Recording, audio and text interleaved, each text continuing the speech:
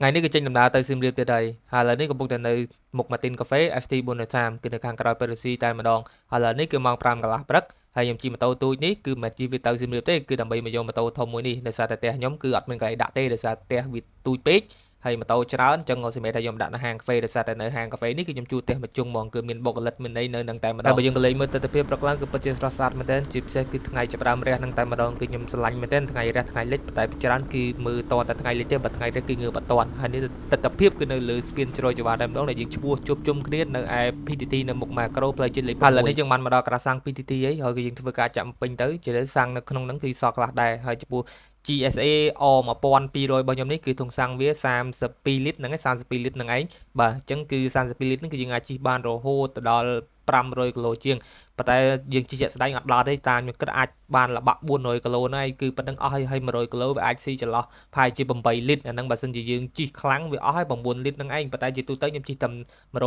130 គឺប៉ុណ្្នឹងគឺយើងហើយសម័យកាលត្រូវដោះស្រាយដំបូងគេរបស់ខ្ញុំគឺរកកាហ្វេខ្មៅផឹកហើយបងតារាគាត់ស្ទាក់ស្ទើរគាត់ស្បួយជុំវិញគាត់បានសម្រាប់ដល់ពេលចឹងគាត់ចង់ផឹកតិចអត់តិចដោយសារគាត់ឲ្យតែដាក់កាហ្វេទៅគឺដឹងតែរ៉ូណាល់ដូដេញហើយចង់តែជិះឯងស្រួលចឹងហើយគេបានផ្ញើដាក់ខ្វៃទេជិះស្រួលចឹងហើយអូខេចឹងអញ្ចឹងបានជាមកមិនដៃរឿងលយតិចហើយដែលថាវាស្រួលហើយនេះគ្រូវិនដៃគូដៃកង់មុនកាខ្ញុំជិះ O1 ប្រហែលខ្ញុំជិះមួយគាត់គឺយើងជិះដឹងចិត្តដឹងដៃដឹងសឺដឹងសង់តង់គ្នាអញ្ចឹងដេញតែចាក់គូតគ្នាដល់ពេលឥឡូវតាំងពីឡើង GM គឺប្រឡែងវិជាគុណនេះគាត់ដើរតែម្នាក់ឯងទេតែឥឡូវយើងនិយាយប៉ុណ្ណឹងបានហើយដល់វគ្គយើង enjoy ទេសភាពតាមផ្លូវតែម្ដងអញ្ចឹងខ្ញុំដាក់ចម្រៀងអត់មាននិយាយអីទៀតទេបងប្អូន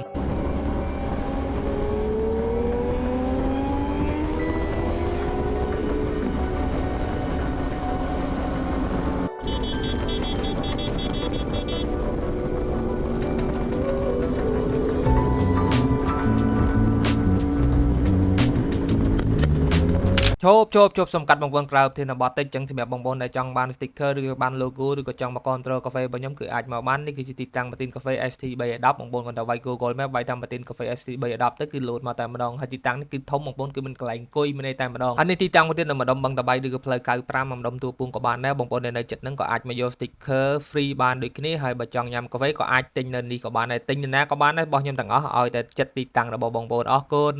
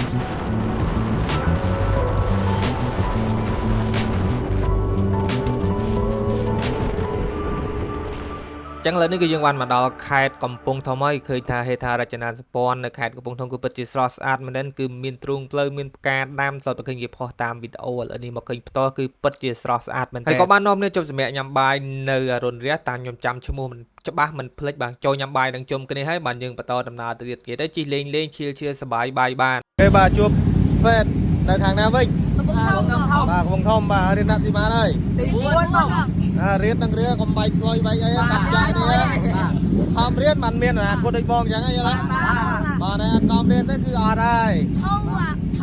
អូខេធូហ៎ចឹងបន្ទាប់ពីសម្ដែងសម្ដាជាមួយបងប្អូនក៏យើងបន្តដំណើរទៅទៀតទៅហើយគឺដាក់ទៅទៀតទៅគឺខ្ញុំមកដាក់ពេកជីច្រើនទៀតទេដោយសារតែផ្លូវត្រែប៉ុន្តែគាត់ថាអ្នកជីគឺសបាយដោយសារតែវាស្រួលជីជាងស្ពបងប្អូនបើលទ្ធភាពក៏នៅតែទិញស្ពមកវិញដែរប៉ុន្តែឥឡូវចាំបាច់ជីអីយក GS សិនហើយអានឹងចាំពេលក្រោយទៀត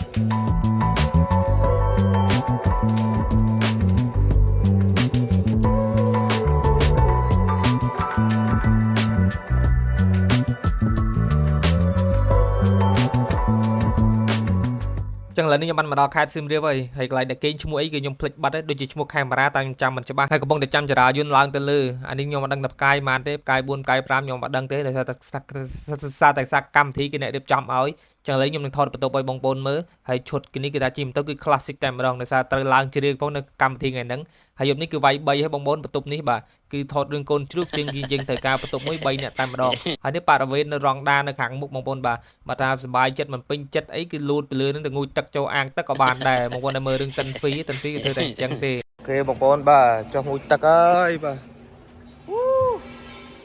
ក្តៅក៏សេរីបាទតែងូតទឹកបាទខ្វល់ដូចខែយប់នឹងធំបាទយប់នឹងខ្ញុំឡើងជ្រៀងយប់នឹងឥឡូវចូលចាក់សាំងឲ្យបងប្អូនមើលខ្លាចអត់ជឿថាខ្ញុំជីពីពេញមកដល់សៀមរាបអស់ប៉ុន្មានណាខ្ញុំតេស្តលើកទី1ដូចគ្នាយើងចង់ដឹងអញ្ចឹងខ្ញុំចាក់មកពេញពីពេញមកដល់សៀមរាបអញ្ចឹងយើងចាក់ដល់សៀមរាបចាក់មកពេញទៀតទៅយើងដឹងថាវាអស់ប្រហែលទៀតគឺយើងចែកដឹងអញ្ចឹងសរុបចេញមកគឺ23លីត្រចុច66អញ្ចឹងមិនថាយើងចែកទៅ100គីឡូវាអាចចូល8លីត្រឯហ្នឹងឯងអានេះដោយសារខ្ញុំជីរៀងខ្លាំងដែរបើមិនជីតិចជាងហ្នឹងក៏វាមិនស៊ីមិនដល់ប៉ុណ្្នឹងពេកដែរអញ្ចឹងបើកណនីជាមួយស្ពតទៅស៊ីដូចជាអត់មានលឺខ្វះគ្នាប្រហែលទេការខ្ញុំជីស្ពតឥឡូវយើងត្រឡប់មកកម្មវិធីវិញឥឡូវនេះមេយប់អីហើយកម្មវិធីក៏ចាប់ផ្ដើមញ៉ាំដែរហើយនេះគឺជាទស្សនវិជ្ជាពីលើដែលខ្ញុំមើលពីបន្ទប់ទៅគឺយើងមើលឃើញបែបហ្នឹងឯងបងប្អូនបាទប៉ុន្តែឥឡូវនេះរៀងក្តៅណាស់នៅសៀមរាបខ្ញុំអត់ដឹងមិនទេហើយណាមួយកន្លែងដែលយើងញ៉ាំនេះគឺវានៅចំចលងកដាទៀតគឺមានតែគឺវាបាំងខ្យល់តែម្ដងហើយកន្លែងដែលចូលអ្នកដែលចុះឈ្មោះគឺយើងបានសបុតគូប៉ុងមួយដើម្បីចូលញ៉ាំនៅក្នុងនឹងបានអញ្ចឹងទៅបើអត់សបុតនឹងទេក៏យើងក៏ចូលអត់បានដែរហើយម្ហូបគឺធ្វើជារបៀប buffet មានមាន់មាន burger មានសាច់មាន់សាច់គោសាច់ទាសាច់ជ្រូកស្អីចឹងទៅយើងចែកគ្នាចឹងទៅណាហើយអ្នកណាគេចង់ញ៉ាំអីក៏ញ៉ាំនឹងទៅញ៉ាំរៀងខ្លួនបងប្អូនបាទនេះគឺជាកម្មវិធីនៃការធ្វើគ្រប់ខួបម៉ូតូធំផ្សេងឬក៏ម៉ូតូធំណាស់ពីចឹងគឺគេធ្វើអញ្ចឹងហើយបងប្អូនបាទយើងចោះឈ្មោះតម្លៃ50-60-70 ដុល្លារតាមជាក់ស្ដែងហើយយើងបានកន្លែងគេយើងបានម្ហូបញ៉ាំ free យើងបានអាចជាយើងបានអីចឹងទៅគេផ្ដល់ឲ្យហើយនឹង breakfast ពេលព្រឹកនៅ hotel ចឹងទៅបានអាវមួយទៀតផ្លេច mention បងប្អូនអញ្ចឹងមួយឆ្នាំនេះខូបតែ 4-5 ក្រុមនឹងអាវនឹងគឺថាពាក់លែងអស់តែម្ដង